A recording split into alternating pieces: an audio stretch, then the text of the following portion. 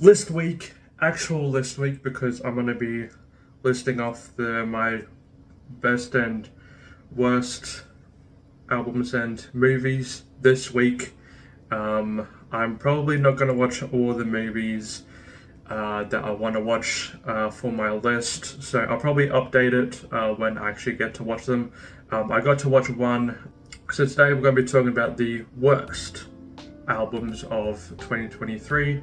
Again, this is my opinion. If you like an album that I don't like, okay, I don't really mind what you listen to, what you like, but this is my list, and this is what I thought was the worst, and just music that didn't really impress me that much, even though this year, not every album, or pretty much like this whole entire year, was pretty lackluster when it comes to music. There's a few albums that like really good standouts, but I have 10 worst albums and an honorable mention for this one. I'm gonna try my best to speed through them because I don't want to talk about them too much because they are pretty bad. There is only one good song, which is obviously the most popular one, but everything else is just pretty garbage and kinda pretty much recycling everything that he has done previous years and previous albums. This one isn't really too interesting.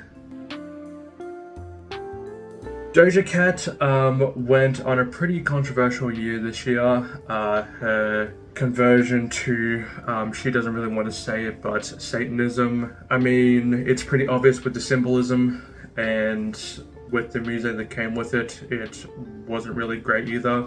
Paint the Town Red, I thought was a pretty catchy track, but the lyrics and the meaning behind it wasn't really great, and there was only like one good song again on this one, including the Paint the Town Red, like the melody and the production on some tracks were pretty good, but overall this album was pretty lackluster and probably a worst album.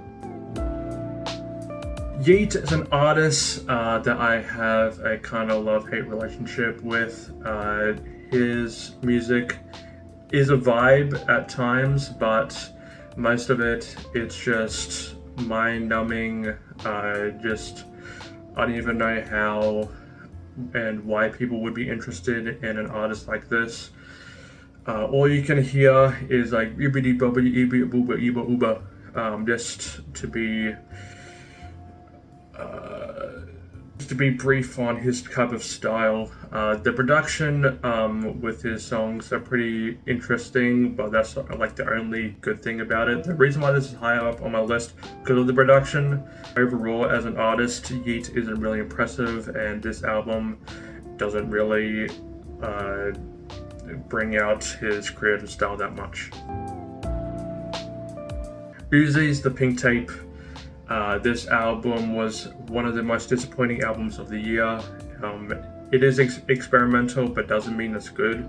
You may say that because it is experimental, it's good. It's not.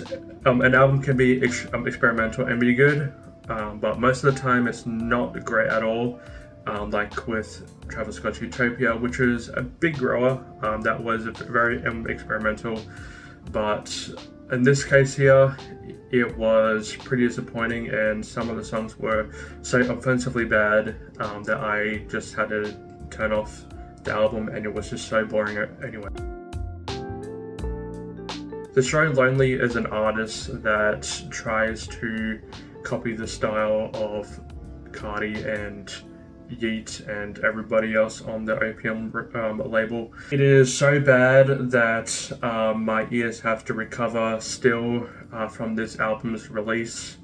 It is so bad, and I mean the whole Opium record in general is not really great either. But Trey Lonely is probably the worst artist, which is such a big surprise because all the artists on Opium is pretty bad anyway. New Nicki album, Pink Friday 2. Again, another disappointing album from Nicki. It is so bad. It tries to go into like a pop rap kind of direction, with Nicki singing on some of the songs, which doesn't really sound the greatest. There is some vibes, not gonna lie, but overall this album is just terrible. The new 6ix9ine album, it kind of goes into a Latin reggae kind of direction with some of his traditional rap style. This album, it shows again how 6ix9ine is just bad in every way. Yeah, I don't see the appeal of this album at all. Pretty much any album that NBA Youngboy has released this year, he's released 4 albums, which is a bit less than last year, but still, it is all bad. The first album that he dropped this year was probably the better one out of the rest, but it was still bad, and his rap style as well, it's just so whiny, it just sounds terrible, and I don't know why people like him or why he even releases new music. Lil Pump 2 is the sequel of his self-titled. This one he's going into more of a rock direction, which, why? We know how Machine Gun Kelly went with his album, which was my least favorite. Rappers going into a rock direction. It is not great. It is terrible in every single way. Lil Pump is probably one of the most uncreative artists.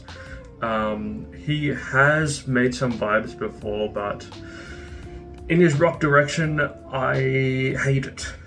Fuck country music, motherfucker! Morgan Wallen is probably the worst country artist of all time, which is probably saying that he's the worst artist of all time because country is my least favorite genre.